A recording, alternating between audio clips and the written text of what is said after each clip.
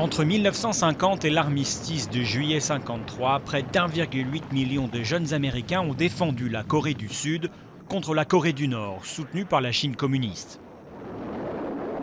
Dans cette maison de retraite pour vétérans, la moitié des résidents ont participé à cette guerre.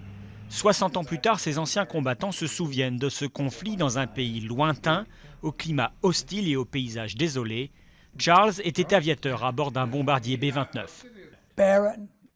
C'était un paysage lunaire. Depuis le ciel ou au sol, la Corée offrait un paysage de désolation, de pauvreté extrême.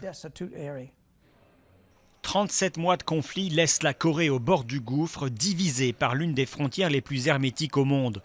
Côté américain, le conflit coûtera la vie à 36 000 soldats. Une guerre meurtrière, mais souvent oubliée. Entre la Deuxième Guerre mondiale et le conflit au Vietnam, ils sont peu à se souvenir de la campagne de Corée. Par endroits, la ligne de démarcation n'a bougé que de quelques kilomètres entre le début et la fin de la guerre. Beaucoup d'hommes sont morts pour finalement se retrouver au statu quo. Un statu quo, certes, mais pour Charles et ses camarades, aucun regret.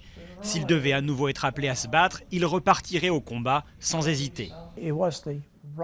C'était notre devoir à l'époque.